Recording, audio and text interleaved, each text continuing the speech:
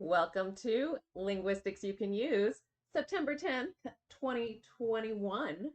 My name is Sanatina, and I'm your host here at Crafting Sound Meaning. This is our weekly live stream about language, and I apparently am feeling quite peppy today. You may have noticed there's a little bit of a change in the background, not extreme, just a little different. So, this week I thought, changing things up, getting physical. Let's talk about crafting. How does crafting relate to linguistics, right? This is, after all, what this whole shtick is about. The uh,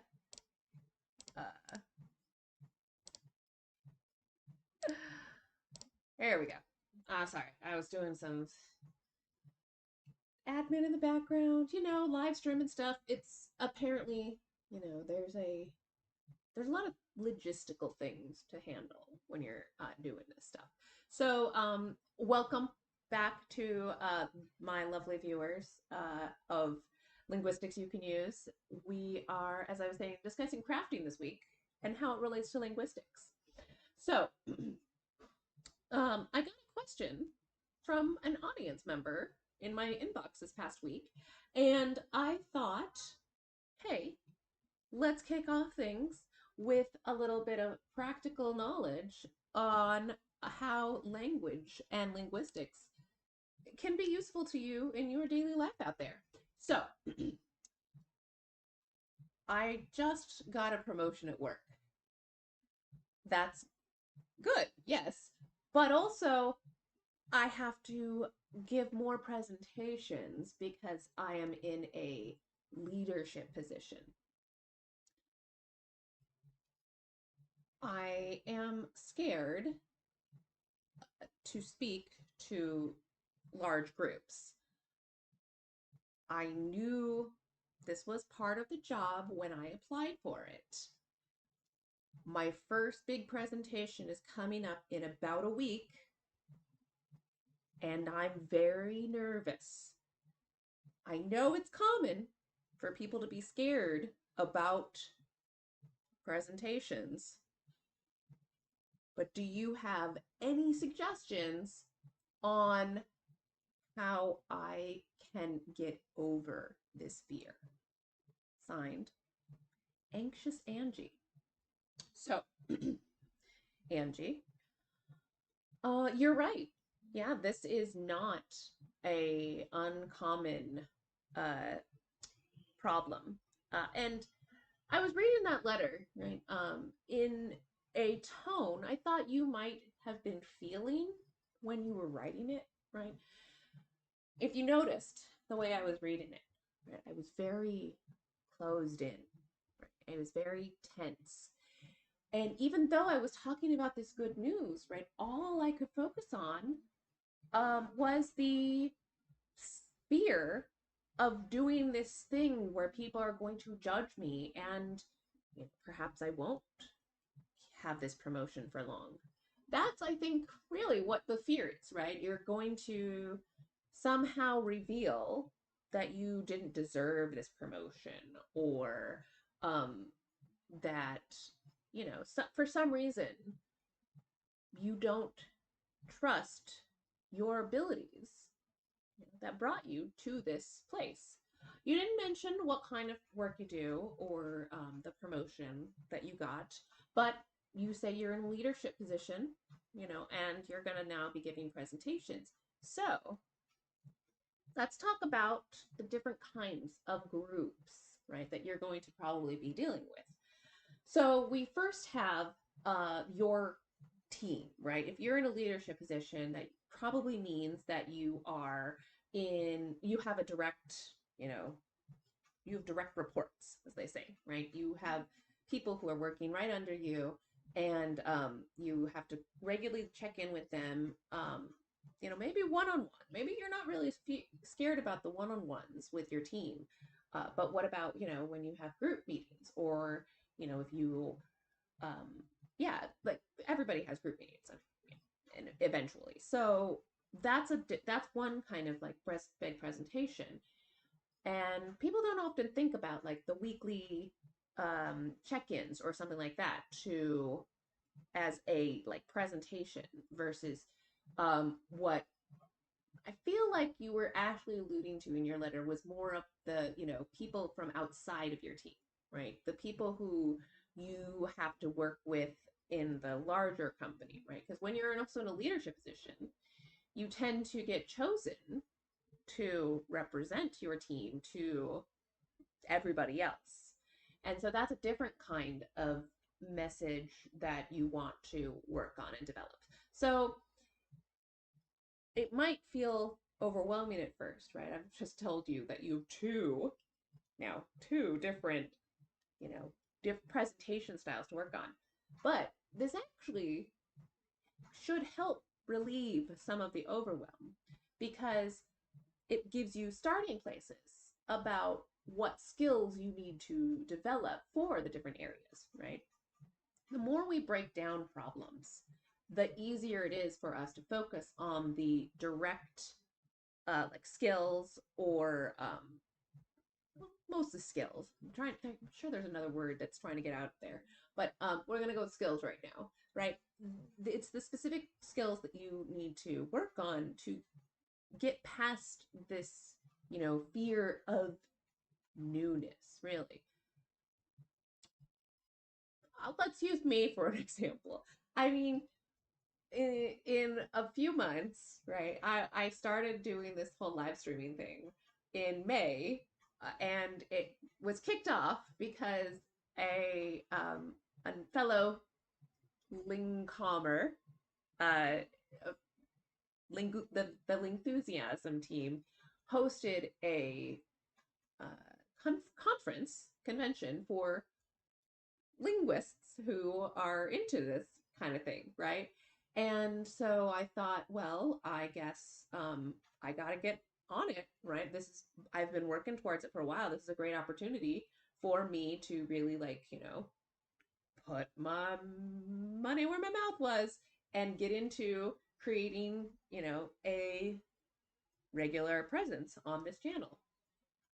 So I said, sure, I will do a live show about linguistics at the conference. Well, at the public, event after the private conference. So there were two events, but anyway, details aren't important for that.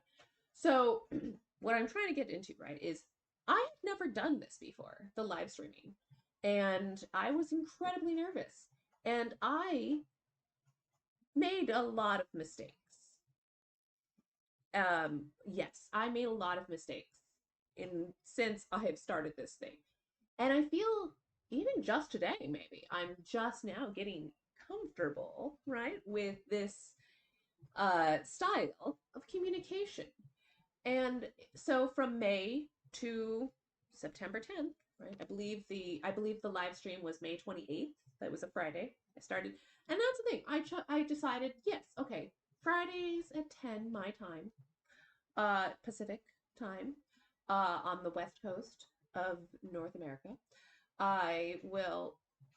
That's a great time for me to, have a little live lesson. And since then, it's evolved, it's changed, it's grown into what it is now. And why you wrote me your letter, right? You saw something in what you were watching from me, and you said, hey, you have some advice maybe because it's a language thing. And you didn't say anything about what languages you speak, but a lot of people tend to find me from English language learning places, right? And so if that's another fear, right, that's building inside of you, that is something I want to really kind of tamp down right away, immediately. Because see, you see in daily life how successful people are in professions with vastly different accents. And so, yes, it can be more challenging. But if you've got to this point already, you got the promotion, right? You're afraid that you're not going to be able to keep the promotion, maybe. But if you've got to here, and if this isn't a problem for you, then just ignore me. And if it is a problem for you, you can pay attention. And it's not just for anxious Angie, remember, sorry. But let's focus on, you know, what you have accomplished, right?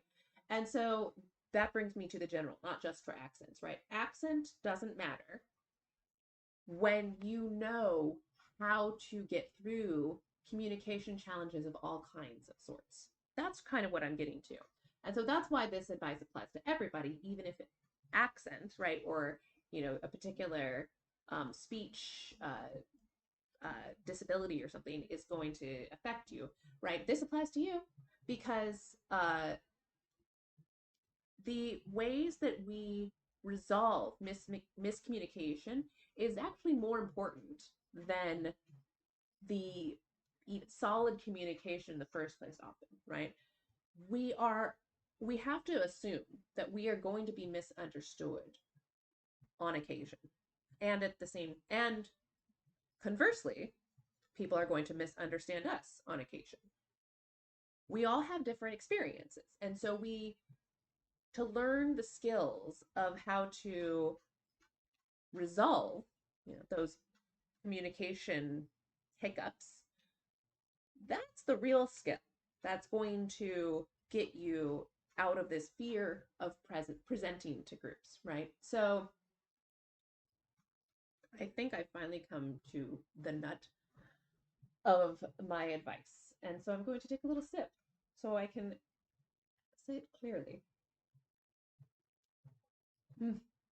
I do love my good old lavender and bergamot tea. It's good stuff. So, presentations, like most communication, is about the emotional experience that people are having in it. This is true for work and for personal, professional, personal, and all different areas in between. So the main skill that you want to focus on, if public speaking is a fear of yours, the main thing you really want to focus on is talking with a friend about the feelings you get from them when you're speaking, right? Now let me try and break that down a bit. So, your Toastmasters. Oh, one of my students, one of my longtime students. Hey there, if you're watching this, Toastmasters, right? Big fan of Toastmasters, and I loved hearing stories that he told me about going to these meetings and learning, right, how to get through these fears. I mean, I could have just said go to Toastmasters, but not everybody wants to go to Toastmasters.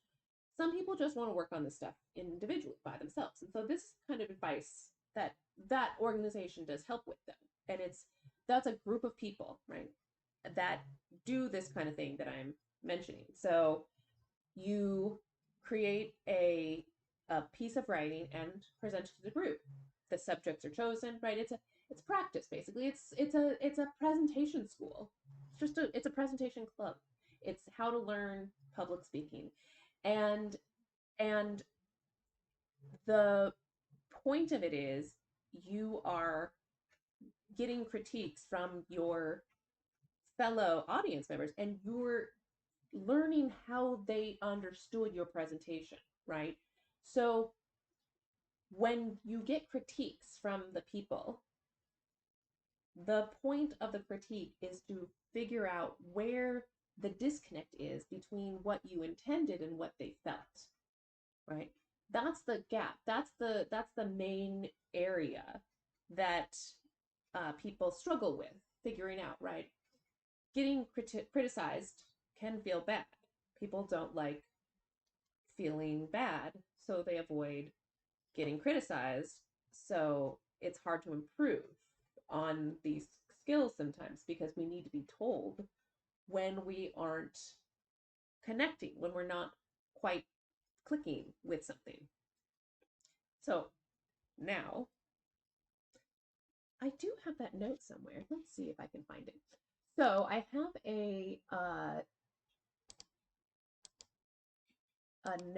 a story about a musician, a teacher who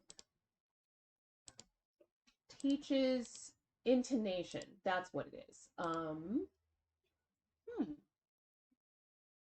Oh, there it is. I I sometimes forget what I name things and then I get all lost in my own stuff. So anyway, this story is about, like I said, a teacher who teaches violin. And this teacher's technique is something that I actually incorporated to somewhat to an extent in the language lessons that I used to teach. Well, I still teach. But uh, so this story, if I heard a note in the study piece that was even minutely out of tune, I smiled and simply shook my head. Go back and play it in tune. I said, and only where necessary, sang or played them the correct note and or interval. Consequently, there were lots of stops and starts in the piece as notes and intervals were corrected. It was unrelenting, and I admit rather arduous for these conscientious students and their mothers. To their credit, they didn't complain, and yet I wasn't all confident that the idea would work. After several more such lessons, I began to notice an interesting change. When the students played a slightly off note, before I had time to shake my head, they quickly glanced at me and stopped to fix it themselves. In the weeks that followed, fewer and fewer notes needed correcting. Knowing they would be instantly stopped, the students were listening more closely and self-corrected in home practices. So, how does this relate to presentations? Well, my fabulous students, we need to become aware of ourselves, right? That's the key part of this story. And we do that by inviting others to tell us their awareness of us, right? It's very hard to, when you're learning, an instrument, to be able to self-correct until somebody points out where you are not quite right. Right? Um, there's a lot of things to pay attention to in creating music. And language is really the first music that we learned how to create, right? Language is sound. Music is sound. Language is about manipulating our vocal cords. Singing is just a different kind of talking, really.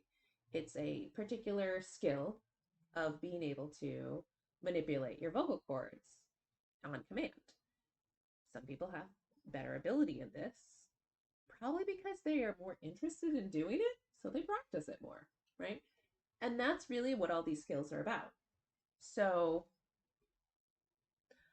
the real key, right, is to practice and not feel scared to make mistakes, knowing that those mistakes are the key to what you will practice and then improve on the next time, right? There's no such thing as a perfect presentation. Not even the, owner, president, executive of your company has perfect presentations. And that is really often the key fear, or key fear, the core of the fear that a lot of these things come from, right? To be on display to your community is to be, it's in danger, right? Your community is judging you and they have the potential to banish you, and that is death. But that's not how society really works anymore, right? And I don't think it's really how society worked a lot at all ever in the past, right? Banishment is pretty rare. We do it, communities do it, but it's usually for very extreme purposes.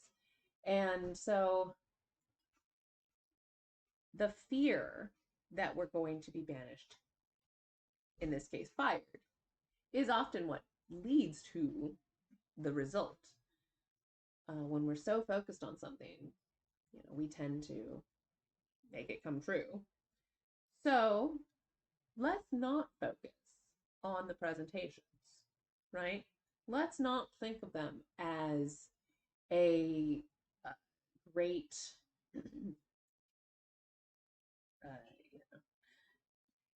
Damocles, sort of Damocles, right? The the razor coming at you. No, no, no. That's not what presentations are. Presentations are conversations with different people. You are trying to present information and receive information. Sometimes the presentations are more one way than the other, but the key, right, to successful conversations is to be aware of the feelings and emotions of those around you. Large presentations, right? If you're talking to more than 5 people, they tend to get, that's when people start to get really like fearful, because it's harder to read the emotions, right, of a lot of people at once. And this might be a fear actually that comes up more with people who are empathetic, right, more emotionally inclined, because as somebody who is more emotionally inclined and empathetic, there is a certain, you know, awareness that we have trained ourselves to be on point for, right? There's a level of awareness that we have towards those around us. And when the group becomes too large, we aren't able to maintain the level of detail that we want. And so there's a sense of overwhelm that comes over us. When we transition our thought, right, into more of a group, a C mentality, right? Not thinking of the individuals in the group that you're giving a presentation to, but more of the general feeling, like, are more people feeling one way or the other, right? And again, like everything I have been discussing, these are skills that we develop over time. And the best way we develop them is by talking with those around us and saying, hey, right, I'm working on this particular skill, right? I'm trying to figure out how to read a group. And this works best when you're, maybe in your team, right? You gotta send me more details next time. If you're gonna write me, anybody out there, right? If you're gonna give me some advice, give me some details, right?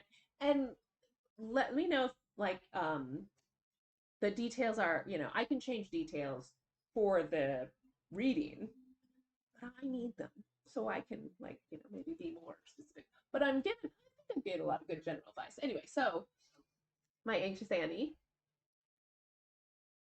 I want you to feel less anxious. That's why you wrote to me. And I hope this helps. And I hope that the advice that I have given, right, has been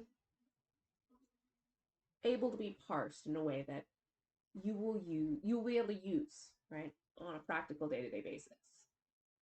Talk with your team. Try to find a group that you can get feedback from. And, try to remember that you made it here because you have skills. And don't let anybody say that you don't. So that's my advice for the emotional side. And now for a little note about the practical side of linguistics. I was thinking, I wrote this, I created this presentation on passive and active voice a few years ago. So I thought it would be a useful overview for you, Anxious Annie, and any others out there who might be more curious about how to present your words in a presentation versus all the emotional stuff. All still valid, but let's talk grammar. All right, so here we have our fabulous active versus passive. There we go. Haha. Active versus passive. Oops. Oh, new tools. Isn't this fun? So, okay.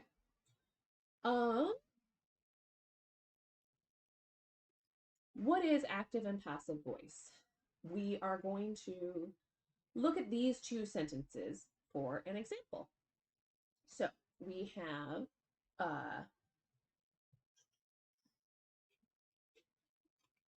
the sentence was written in the active voice by the girl. And we also have the girl wrote the sentence in the passive voice. So on the screen, we have some words highlighted. They are highlighted in red and green. If you are red or green colorblind, I apologize. But hopefully you will be able to still tell that two of them are highlighted differently. Two of the were, we have some highlighting going on. So let's talk about passive versus active voice. The subject is being acted upon by the object. The action takes prominence. So the sentence was written in the active voice by the girl versus the girl wrote the sentence in the passive voice. The subject of the sentence performs the action on the object. The subject takes prominence.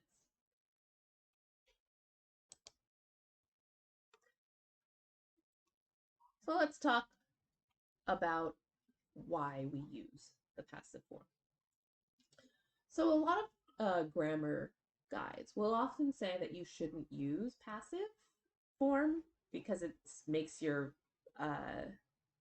speech weak, which is actually not very true at all. Passive voice is used for specific purposes and often can be used for malicious purposes. So, I'm just going to read. Yeah, let's just read it.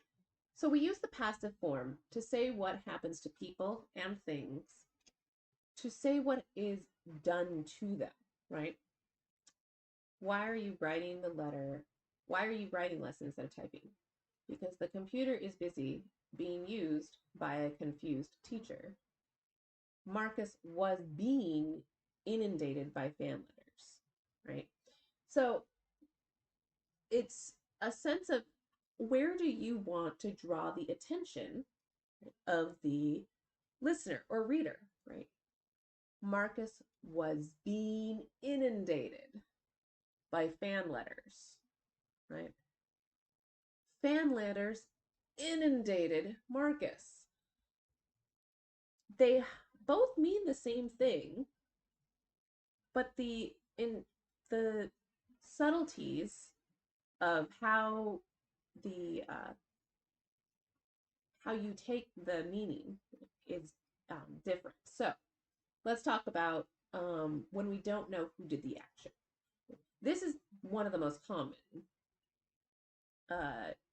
times that we use passive voice. The gift was left at the desk. Who knew who left the gift? Who knows? The phone was made in China. Who made the phone? a worker in China. Who knows? We don't know. But the phone was made in China. Who knows? It might have been a robot. We don't know. Now, this is one of those instances where potentially it could be used maliciously, right? If somebody does know something and they perhaps lied, they don't say they know it by the gift was left at the desk. You know, they might have seen it who left it, but if they say that, you might assume they didn't. So we also use the passive form, right? To say what was done is more important than who did it. James was fired. Was fired. Peanut butter was first patented by Canadian Marcellus Gilmore Edson in 1884. So, in these circumstances, right, we are focusing on the fact that peanut butter was patented. Yeah, we care about that more than who did it in this circumstance, right? Now we could change it though, right? Canadian Marcellus Gilmore Edson patented peanut butter in 1884. And patented is then the verb instead of was, right? So that brings us to how to form the passive. So, as I was just saying, we have in the previous example, right, either peanut butter was patented or Marcellus patented. Right? So the difference is using this be, the to be verb, right? The simple present and simple past tense only use these two parts. So there's a lot of different forms for the passive voice, and this is the most common, right? So is used, was being, right? So basically, you want to use the form of the to be verb that agrees with the subject. In this case, the school that I went to for ESL, ITTO, is used by people wanting to learn to teach English. That is the present, right? It is, in this case, being used, right? So it is used. Present. Simple past, right? A suitcase was being packed by the traveler. That is in the past. It was being packed. Maybe it's already been used. Maybe the traveler was abducted by aliens and now is no longer able to pack that suitcase. We don't know why, but we know that it happened in the past. So, as I was saying, to be verb, either the present is or past tense was, and then you use a past participle, which is basically the past tense verb or past tense version of a verb. I'm pretty sure it's always a verb. Used, used, be, being. Yeah. So then we have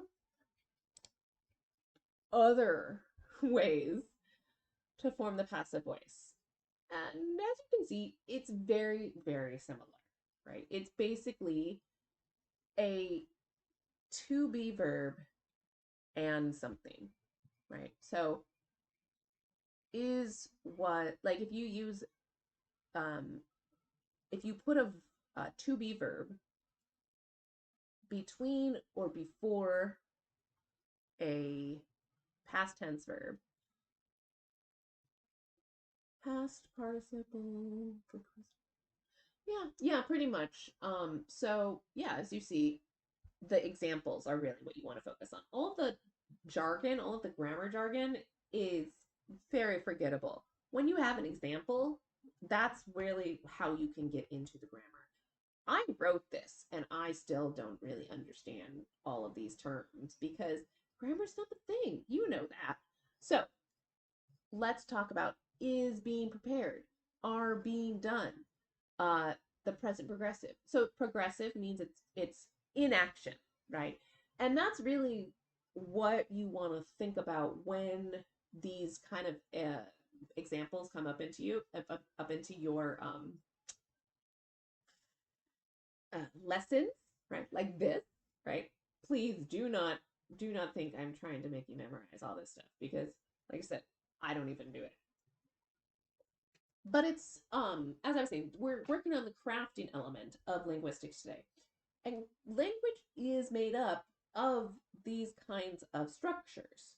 And so learning the general patterns can help you get a better sense of the language, even if you don't have the exact details, right, of what exactly a past modal is. What is a past modal? Let's see. Past modal is number 7. Modal and have plus past participle, or the be verb plus past participle. Okay.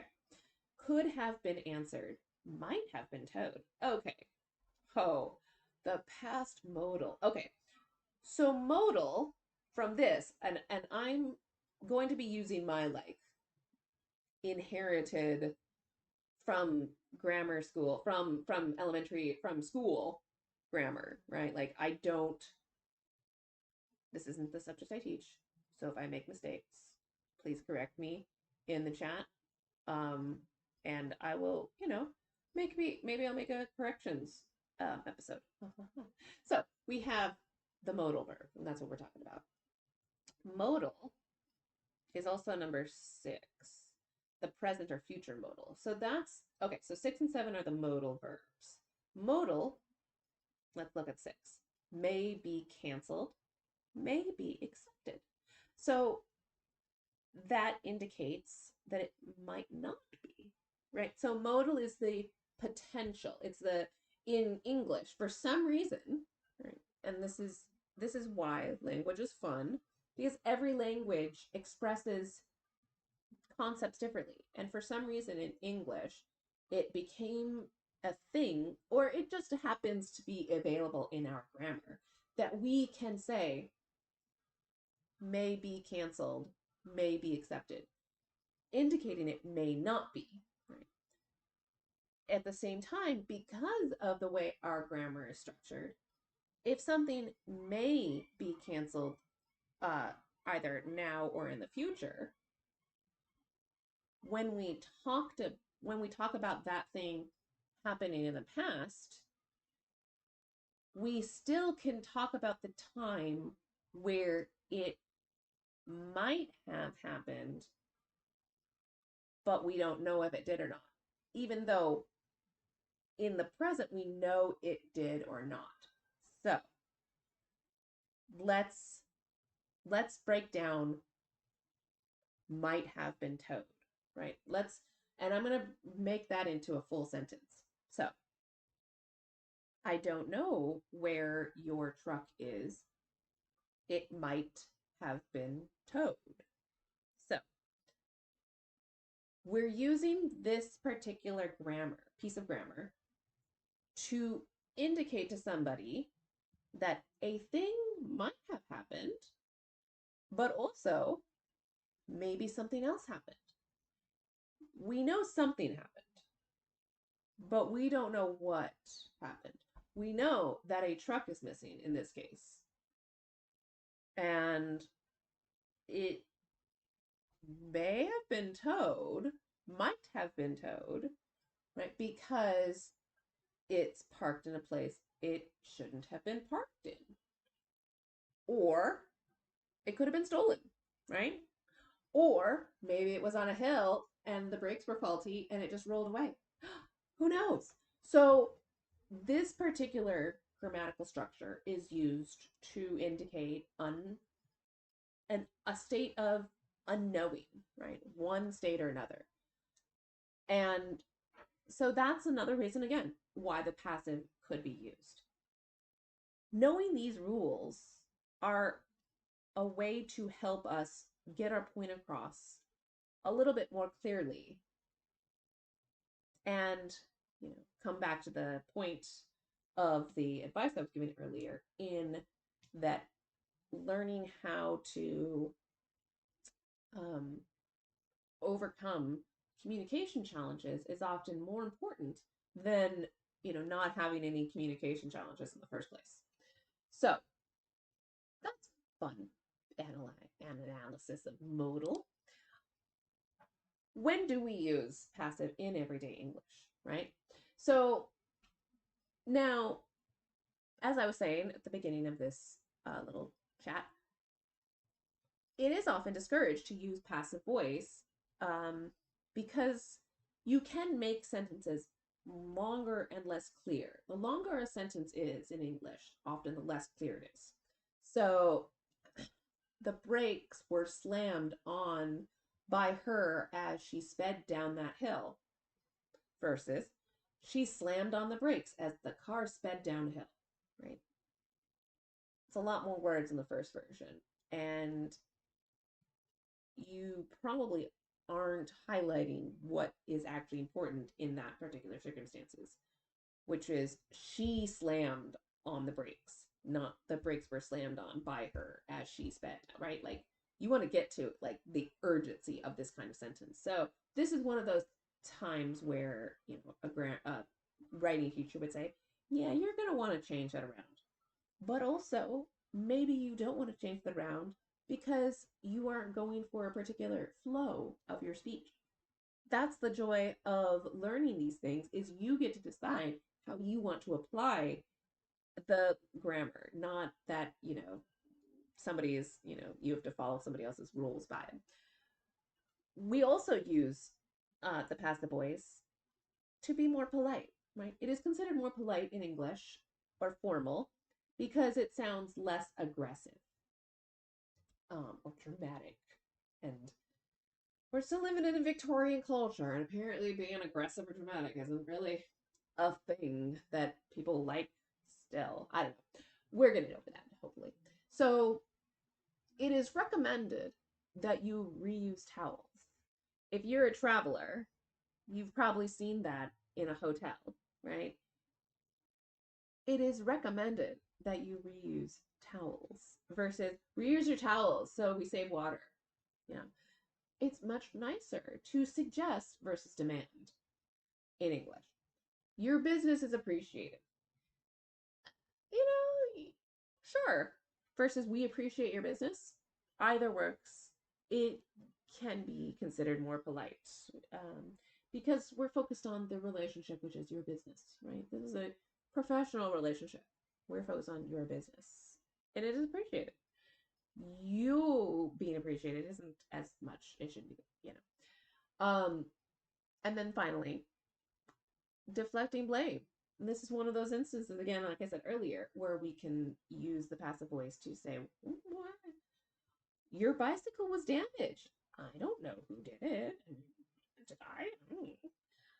Mistakes were made. Oh, the classic mistakes were made, right? This is one of those that we hate hearing from anybody in a leadership position, because if mistakes were made, we want to know what the mistakes were, and, not that we won't have mistakes again. So who made the mistakes? What mistakes were made, right? That's what we really want to get to. So when you hear the passive voice, it coming from a position of authority, you kind of want to be, maybe a little wary about what that person is really, trying to get about.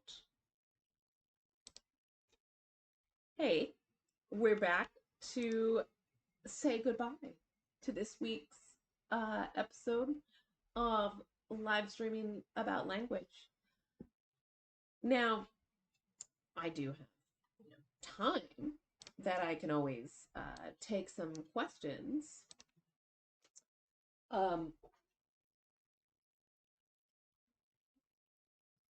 No, All right, that's fine. We like to let the experience wash over you, and hopefully you can process the language that we have discussed. There's a lot of uh, there's a lot of skills that you can learn through linguistics that can help you in your work, with your relationships.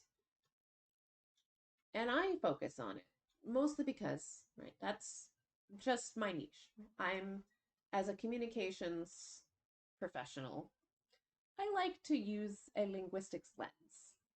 And so, thank you for joining me.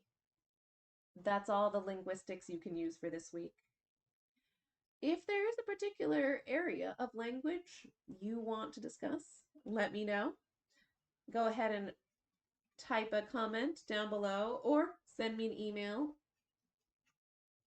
address in the description box. I hope this exploration of what crafting and linguistics have to do with each other, with a little bit of practical advice on being able to present your best self to the world, will help you get out there and have some fun crafting sound meaning.